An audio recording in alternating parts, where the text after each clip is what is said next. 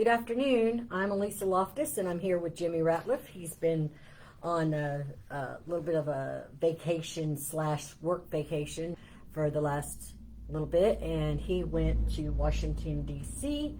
for the NCIL conference. I think it was the 35th anniversary. Yeah.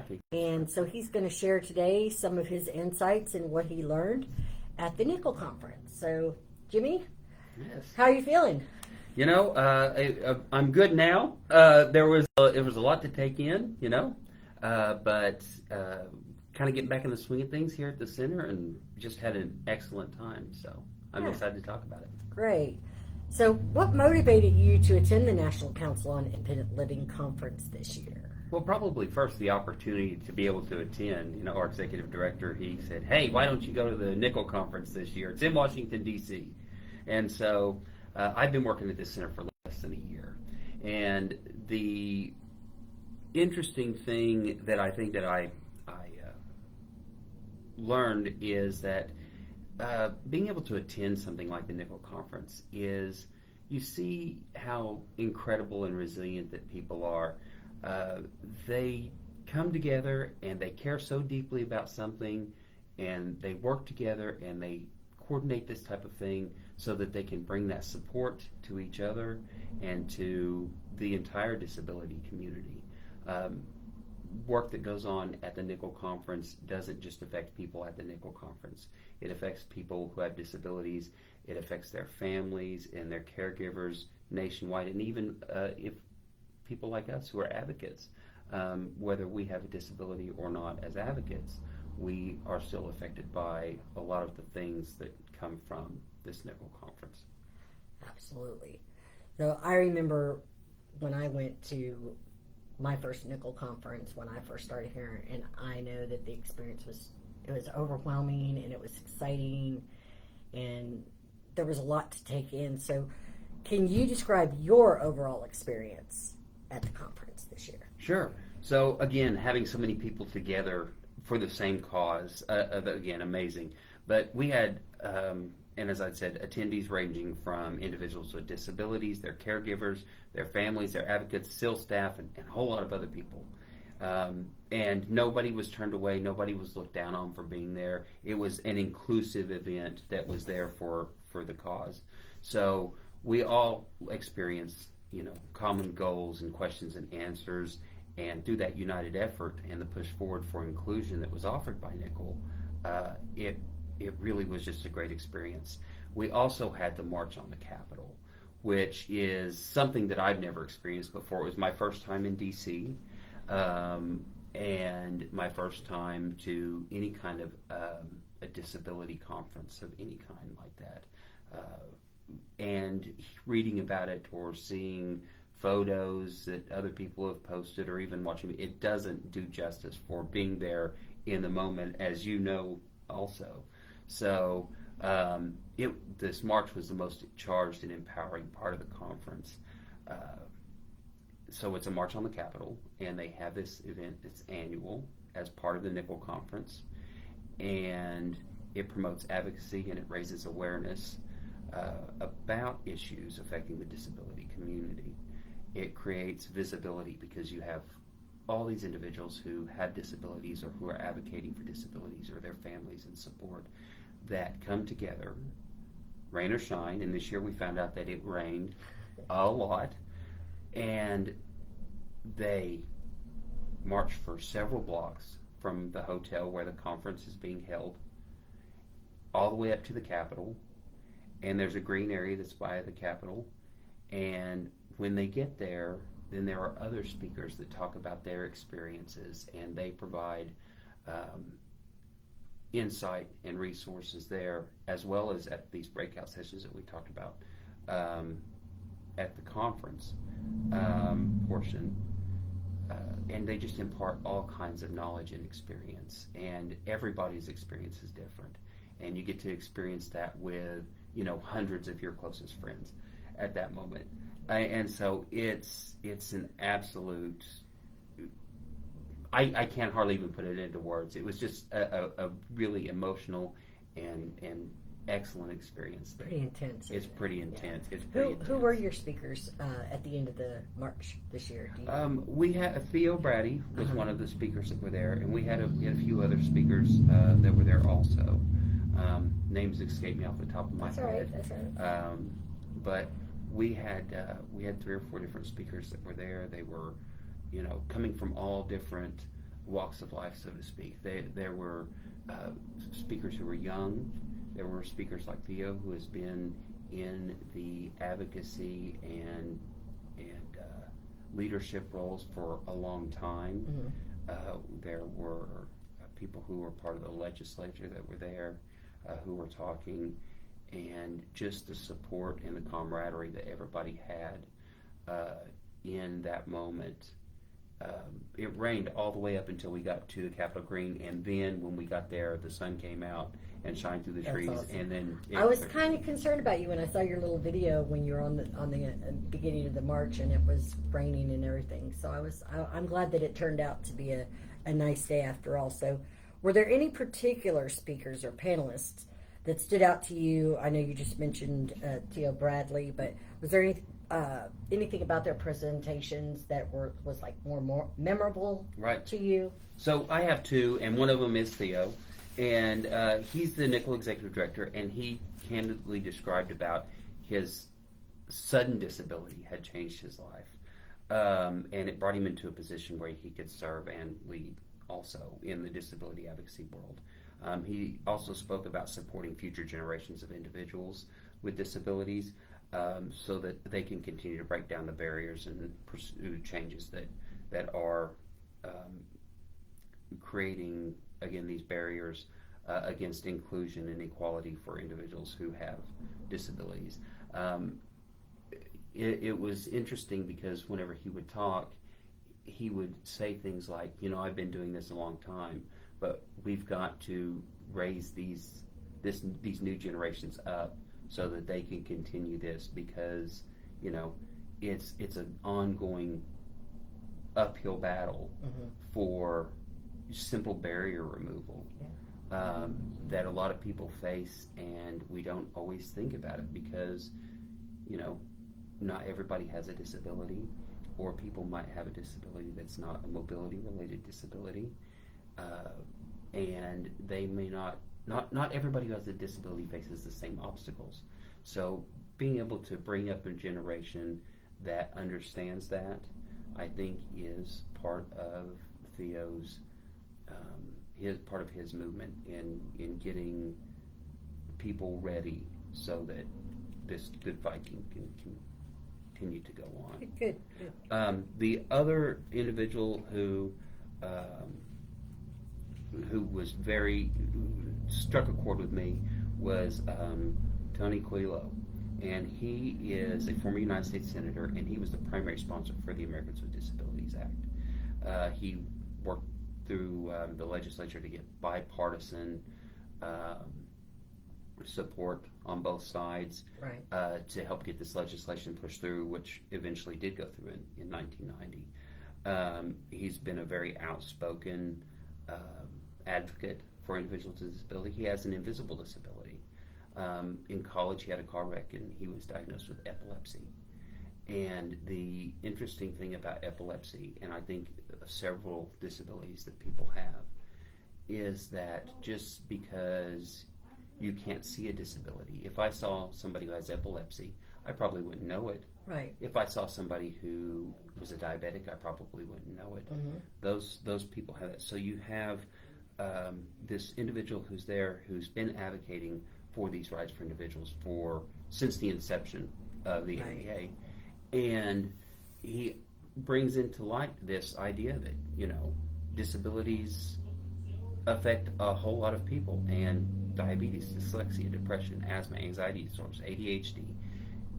Those are just some of the things, but they're invisible disabilities too. Right. And so just because you look at somebody and you say, well, they don't look like they have a disability, doesn't mean that they're not fighting a battle. It doesn't mean that they are not a part of this movement and trying to get equal rights, because anybody can be affected by disability. That's a good point. Jimmie. So how did attending the conference influence your overall understanding of the independent living movement and what disability rights are? So I think most importantly, I learned that disability rights are civil rights, and legislation like the ADA that protects those rights under laws, and it protects the individuals with disabilities under the law. And these rights guarantee things like equal opportunities and equal protection, regardless of things like race or religion or other personal characteristics.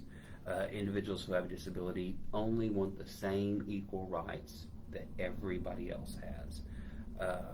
Issues like sub-minimum wage, which is a scenario where people who have disabilities may be paid less than minimum wage because they're not maybe producing enough product, and there's different things that have to be gone through by the company to be able to do that. But things like sub-minimum wage, and limited government funding for centers for independent living like ours, or other disability-related resources. Those are all things that Nickel and the attendees and anybody who has a disability really do try to advocate for a lot, is getting those resources and getting those barriers out of the way. Right. So while you were there, I know that you attended quite a few workshops and it was learning experience. That was part of the reason, the purpose of the conference, besides celebrating, is, so were you given any opportunity to network with other attendees? And if so, how did those interactions impact your personal experience there? Right, so we had these things that were called breakout sessions, and I think I mentioned them just a little bit ago. And they give a lot of insight not only into the challenges and solutions for the various barriers that people are faced with, but it also was a safe and open environment for discussions that included the attendees. So people who were giving these little breakout sessions, these little mini seminars, so to speak, about a particular subject, whether it be youth services or certain types of programs that Centers for Independent Living may have. You would have your core panel, and then they would open it up to the floor, and people could ask questions. And a good deal of the time, there was valuable feedback that came from the individuals who were on the panel. Mm-hmm. You had the people who were in the audience, per se, who had life experience in working through these same types of problems that people were questioning how to get through, and they were able to provide some valuable insight that somebody who had not had to work through those problems or through those types of programs or whatever the case was that was being discussed wouldn't have. And so it was beneficial not only to be able to hear the panel, but also to be able to hear the reactions and the wisdom of the other people who had that experience, who were attending those seminars. Right, because one of the things that we've talked about before, and one of the things that I've learned in the time that I've been working here, is that so if you want to learn about a specific disability, mm-hmm.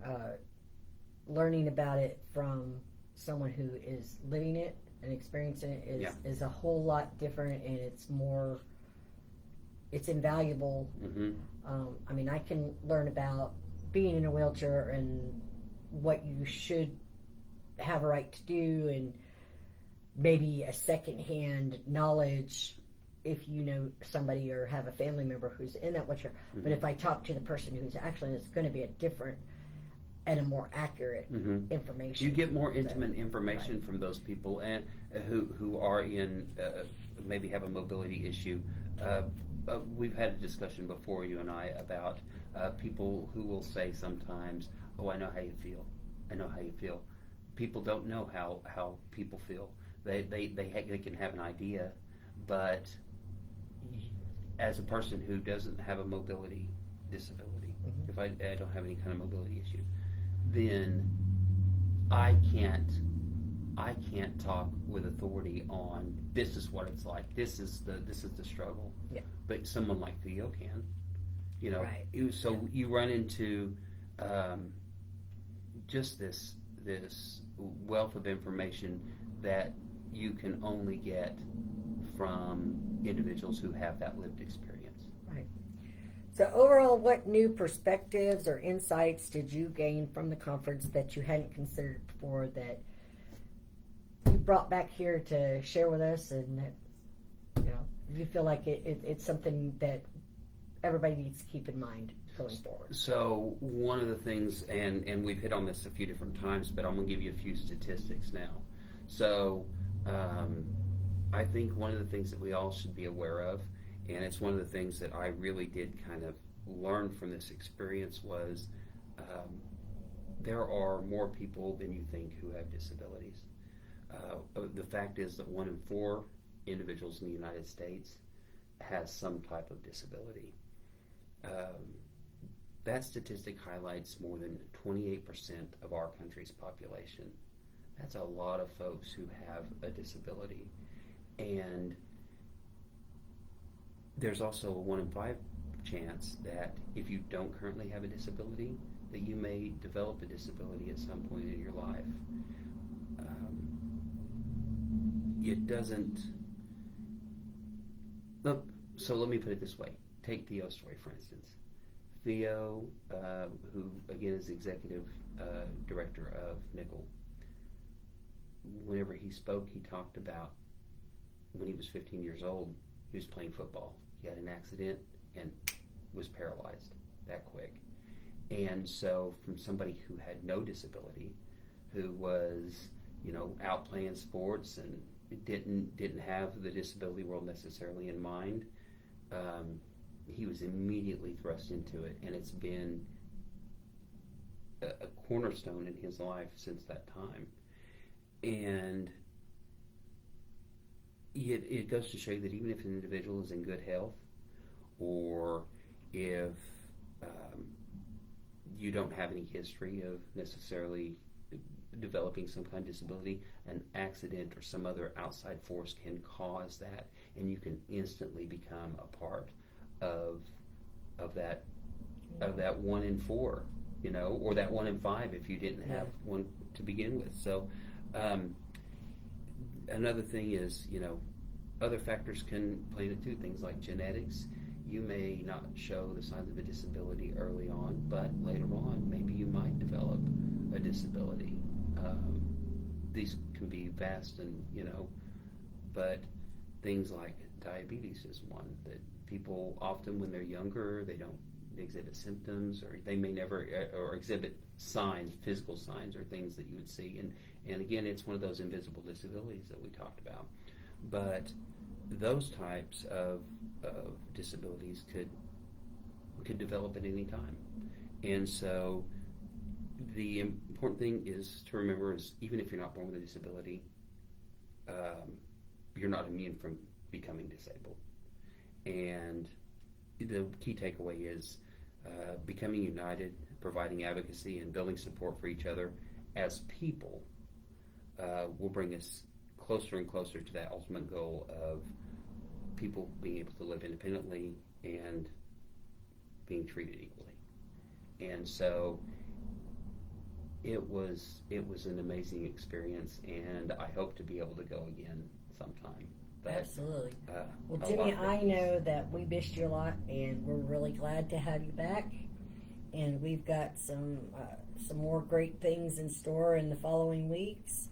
I also am going to be starting the adults puppeteering program, where we hope to be performing skits for other